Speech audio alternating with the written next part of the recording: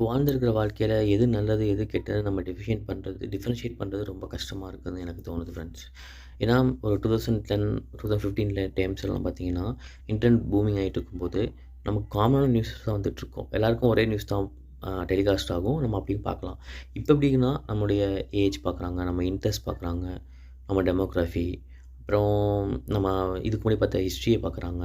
So அத base பண்ணி இந்த பிளாட்ஃபார்ம்ஸ் எல்லாம் வீடியோஸ் குடுக்க ஆரம்பிக்குது.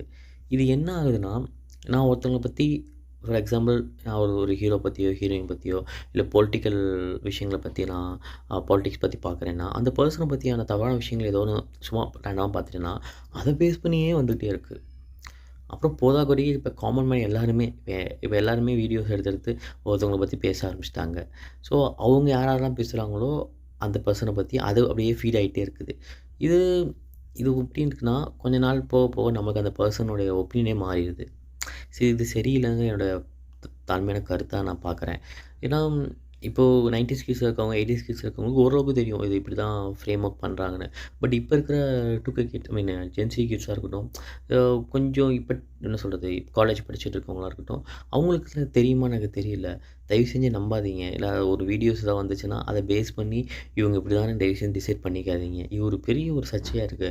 ஏன்னா, இப்போ சட்டமன்ற தேர்தல் நடந்து முடிஞ்சுச்சு. அதுல வந்து அ எ ஒரு ஒரு ஒரு பேட் ஒப்பீனியன் ஒருத்தவங்கள வச்சுட்டாங்க வச்சுக்கோங்களேன். அது ரிலேட்டடா வீடியோஸ ஒருத்தங்க பார்த்து பழகிட்டு, இப்ப நான் ஒருத்தர்கிட்ட பேசினேன். நெறைய பேர்ட்ட பேசியிருக்கேன். அவங்க வந்து எல்லாம் எப்படின்னா, இப்போ எனக்கு யாரோ ஒருத்தவங்கள புடிச்சிருக்கோ, அவங்களுக்கு அவங்கள பிடிக்கலன்னா, அத பேஸ் பண்ணி வீடியோஸா வருது. அவங்க அத பேஸ் பண்ணி என்ட்ட பேசுறாங்க. இப்ப எனக்கா அவங்களுக்கு யார புடிச்சிருக்கோ, எனக்கு பிடிக்கலன்னா, அது பேஸ் பண்ணி வீடியோஸா வருது. இப்ப நான் அப்படியே பேசுறேன். எனக்கு கொஞ்ச நேரம் அப்புறம் புரிய வருது. ஸோ இவங்க அந்த வீடியோ பார்க்குறாங்க. அதான் அப்படி வருது. அப்போ இன்டர்நெட் வந்து டோட்டலாவே வந்து எப்படி சொன்னா ஃபேவரிசம் பண்றாங்க. யாருக்கு எது பிடிக்குமோ அத அனுப்புறாங்க. ஸோ அப்படி இல்லாம ஒரு ஜஸ்ட் ஒரு காமன் பிளாட்ஃபார்மா இருந்தா பெட்டரா இருக்கும்னு தோணுது. ஸோ தயவு செஞ்சு பீப்பிள் ப்ளீஸ் இந்த கவர்மெண்ட் இப்போ நம்ம முதலமைச்சர் விஜய் அவர் வந்திருக்காரு. கொஞ்சம் இந்த டெலிகம்யூனிகேஷன வந்து ஒரு ஜஸ்டிஃபையான வீடியோஸ் எல்லாருக்கும் காமனா வீடியோஸ் எல்லாருக்கும் அனுப்புற மாரி ஒரு அல்காரிதம் சேஞ்ச் பண்ணா பெட்டரா இருக்கும்னு என்னுடைய தாழ்மையான வேண்டுகோள். ஆ வேற என்ன சொல்றது? ஏன்னா நெறைய பேர் இதனால வந்து ரொம்பவே இதாகுறாங்க, அஃபெக்ட் ஆகுறாங்க.